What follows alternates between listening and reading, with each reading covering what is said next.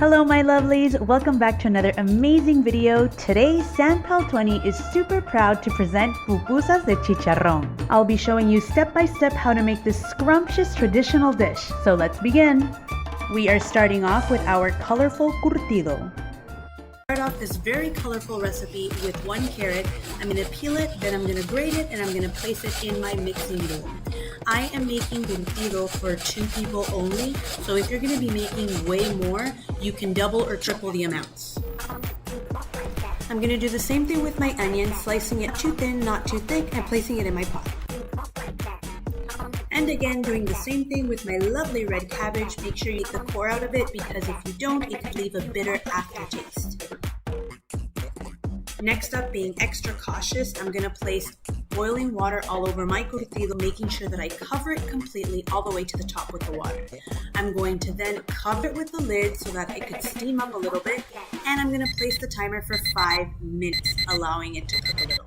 And after 5 minutes, I have this beautiful purpley, pinkish type of curtido, I guess, waiting to get pumped up. So after its mini steam session, I'm now going to transfer the curtido to a glass jar, and I'm going to reserve about a cup of the juices for later. We're going to need that later on.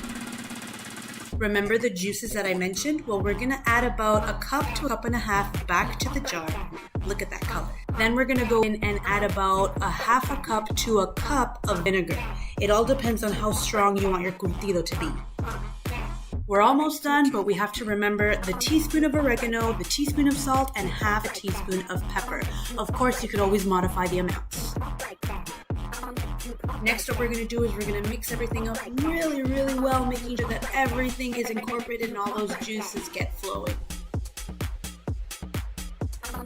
And last but certainly not least, we're going to be placing a lid on this and putting it in the refrigerator. It's going to be there all night.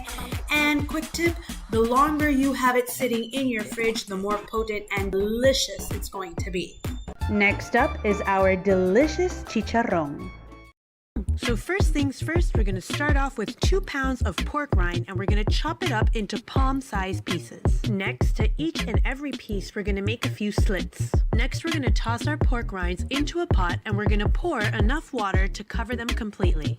We are also going to add some salt for taste. The amount is going to depend on you. Next, we're going to bring the pork rinds to a boil. We're going to do this for around 30 minutes. This is going to help us tenderize the skin and also give us a nice crunchy taste in the end. Once boiled, we're going to take them out one by one and pat them dry. We don't want any excess moisture. To another pot, we're going to add 1/4 of a cup of oil. This is going to help us kickstart the pork rinds. Remember that el chicharrón will also exude its own oil, so that's why we only need 1/4 of a cup. Once we have our oil nice and hot, we're going to add the pork rinds one by one. We're going to fry these until each and every side has a beautiful golden brown color. Once we get this color, we're going to place each piece on some paper towel to absorb any excess oil.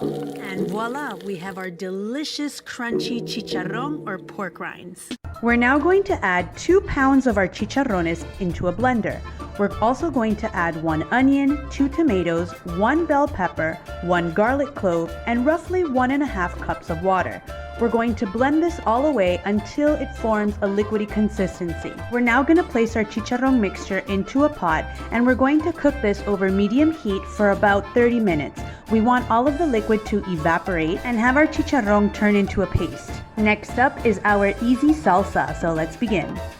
To a blender, we are going to add 1 green pepper, 1 chicken bouillon, 6 tomatoes, 1.5 cups of water, salt and pepper, 1 handful of cilantro, 1 onion, and 1 garlic clove.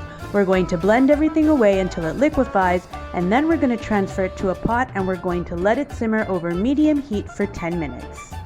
And finally, our delicious pupusas. But first, I have to say that I completely forgot to film the part where I was making la masa, where I was making the dough. I don't know what happened, but I forgot it. No worries though, it is super easy. What we're gonna do is we're gonna take 3 cups of our Maseca, we're gonna add it to a bowl, and we're also going to add 1 3/4 cups of water and a good pinch of salt. We're gonna mix this all together until we form a beautiful soft dough. If while doing this you feel that the dough is a tad dry or crumbly, then you could add 1 tablespoon at a time of more water and continue to mix until you get your soft dough. We're going to start off by taking a full palm size of dough and rolling it into a ball. Next, we're going to pat and turn this ball until we form a tortilla shape, which should be roughly the size of your hand. If for whatever reason your dough feels a bit dry, you can dip your fingers into some water to give it moisture.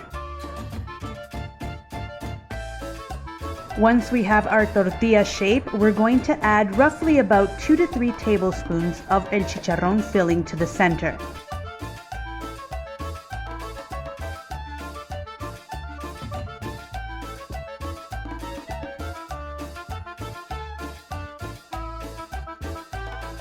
We're going to fold la tortilla into a ball again, making sure that we completely seal the filling inside. We're going to start to pat and turn the ball until we get the tortilla shape again. During this process, we want to make sure that our tortilla doesn't rip, but if it does, we could just take a little bit of la masa and cover it up. Our pupusa shouldn't be too thick or too thin. We've placed un comal over medium heat and spread about 1 tablespoon of oil all over. We're going to place our pupusas and we're going to cook them for about 3 to 4 minutes on each side or until they turn this beautiful golden brown color.